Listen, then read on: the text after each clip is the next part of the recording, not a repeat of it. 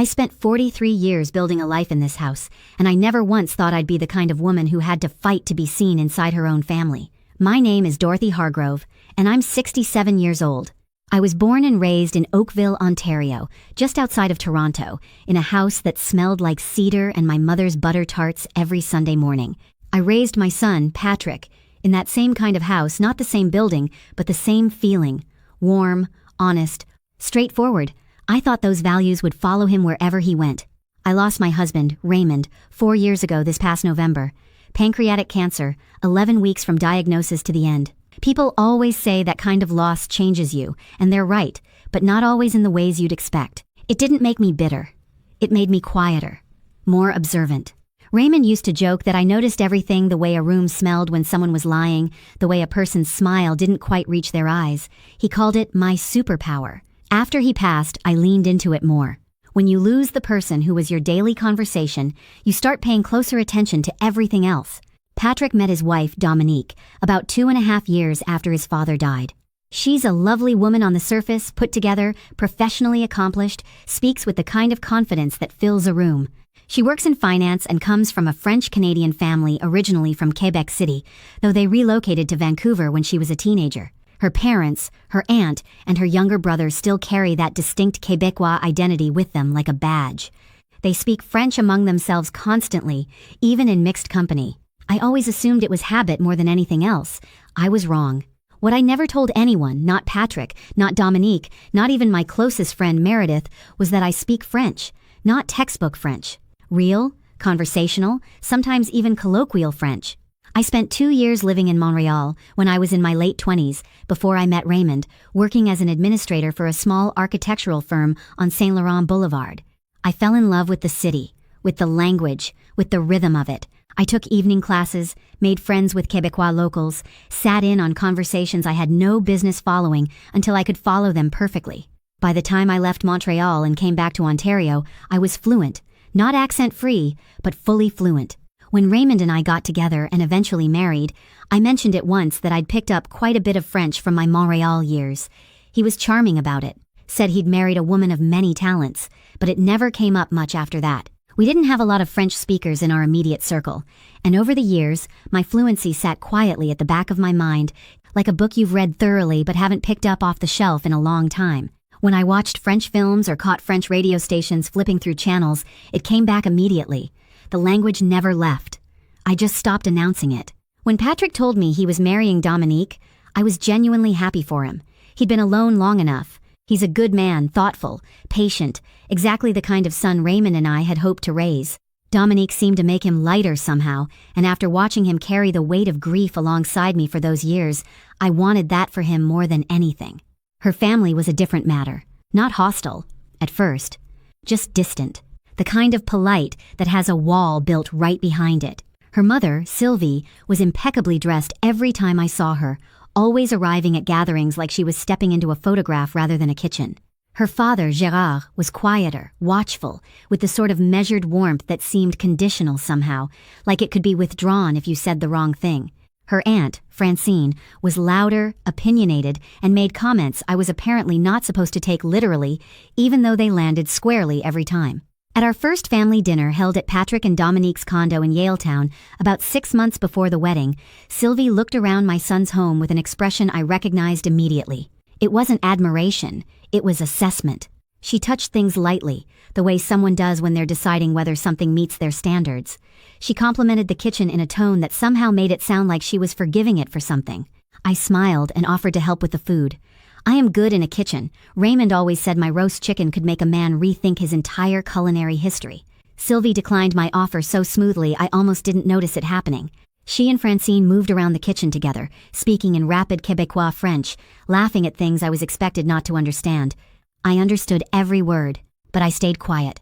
Something told me that same instinct Raymond called my superpower, that there would be a time when my silence would matter more than anything I could say. So I kept my French tucked away, the same way I'd kept it for decades, and I watched. After the wedding, which was beautiful and genuinely joyful, I settled into my role as Patrick's mother and Dominique's mother-in-law with as much grace as I could manage. I made the 4-hour flight to Vancouver every few months. I brought food when I came. I asked about Dominique's work. I tried, The welcome I received was always perfectly adequate and never quite warm. Sylvie and Gerard lived 20 minutes from the young couple, which meant they were always present, always available, always the first call made in any situation. I understood logistically why that was. I didn't love how it felt. What I started to notice was something more deliberate. When Sylvie spoke to Dominique in front of me, she would shift into French. When Francine visited and I was there, the three of them would have conversations that excluded me entirely, not even pausing to translate or include. Gerard would sometimes look at me with an expression I couldn't quite name, like mild amusement mixed with something else.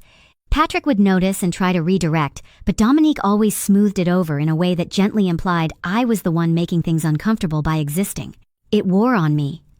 I want to be honest about that. I drove back to my hotel room more than once, with my jaw tight and my hands gripping the steering wheel in the rental car, telling myself I was imagining things, that I was being too sensitive, that grief had made me fragile in ways I hadn't fully accounted for. I talked myself out of my own perceptions repeatedly. Then came the dinner that changed everything. It was last October. Dominique called me herself, which was unusual enough that I remember noting it. She said her mother was hosting a dinner party that Saturday, mostly business associates of Gérard's, and that they would love for me to attend since I happened to be visiting Vancouver that week already. She said it would mean a lot to the family to have me there. She used that word family. She made it sound like inclusion. I said yes. I drove to their home in West Vancouver, a beautiful house in the British properties, the kind that sits above the city with views of the water that take your breath away on a clear day. I wore a deep burgundy blazer I'd bought myself for my birthday in September, something Raymond would have said made me look like I owned whatever room I walked into. I needed to feel that way. There were 12 of us at the table.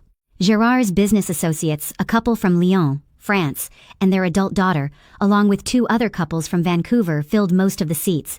Sylvie had prepared an extraordinary meal. Francine was there, positioned at the table like a co-host. I was placed at the far end, nearest the kitchen doorway, slightly apart from the main cluster of conversation in a way that might have been accidental but felt deliberate. Within 20 minutes, I understood exactly why I had been invited. One of the couples from Lyon, lovely people, genuinely warm, had limited English. Their daughter spoke it fairly well, but the parents were more comfortable in French. When Gerard introduced me and mentioned I was Patrick's mother, the man from Lyon, whose name was Bernard, smiled politely and tried a few words of English before switching naturally to French. His wife, Colette, did the same. Gerard translated briefly for the table, then glanced at me with that expression again, the one I couldn't name, and said something in French to Sylvie that I absorbed entirely and completely. He said quietly, but not quietly enough, "Elle ne comprend rien. C'est parfait. Elle est là pour faire du chiffre." She doesn't understand anything. Perfect. She's there to make up the numbers. I did not move. I reached for my water glass very slowly, and I took a sip, and I set it back down, and I looked at the centerpiece on the table, white anemones and eucalyptus branches, and I breathed. Sylvie responded, her voice light, almost amused. Je lui ai dit que ça signifierait beaucoup pour la famille. Elle a cru chaque mot. I told her it would mean a lot to the family. She believed every word. Francine made a sound that was halfway between a laugh and a murmur of agreement, then said something about the way I dressed, that the burgundy blazer was trying a little hard for a woman of my age, that Raymond must not have had good taste if this was what he'd chosen to spend his life with. She didn't say it cruelly. She said it the way you say things when you genuinely believe no one in the room will understand you. I understood her. I sat with that for the rest of the first course. I sat with it through the soup, a beautiful French onion. I have to give Sylvie credit, and through the salad and into the main course, which was a slow braised duck that I could tell had taken real skill to prepare. Bernard and Colette were charming dinner companions. Their daughter, whose name was Elise, spoke to the table in both languages, bridging gaps. I responded to her in English. I asked about Lyon. I asked about their business interests. Bernard brightened immediately and began explaining, in French, the details of a project they were working on, and Gerard started to translate for me with the patient, slightly patronizing air of a man performing a service he resents. I let him get about 2 sentences in. Then, I turned to Bernard directly, and I said, in French clear, warm, fully fluent, that Lyon was a city I had always admired from a distance, that I'd read about the Fête des Lumières for years and hoped someday to see it in person. I asked if he'd grown up near the old city or further east. The silence at the table was not dramatic. It was the quiet kind, the kind that happens when a room recalibrates. Bernard's face opened up completely. He responded immediately, delighted, reaching across the table to touch my arm the way French people do when they're genuinely pleased. Colette leaned forward. Elise's eyebrows went up, and she looked at me with a smile that said she understood exactly what had just happened. Gerard had stopped translating mid-sentence. He sat very still. Sylvie's expression, and I watched it carefully, because I had been watching this woman's expressions for 2 years, shifted through several things very quickly.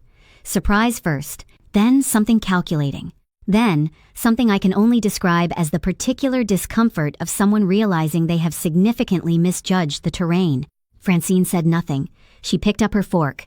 I kept talking to Bernard and Colette. We spoke about Montreal, about the differences between Quebecois and Metropolitan French, about places I'd loved along Rue Saint-Denis, and the winters I'd spent learning to dress for a cold that felt personal rather than meteorological. They laughed. I laughed. It was the best conversation I'd had all evening and easily the most genuine. Patrick, sitting halfway down the table, caught my eye at some point during this.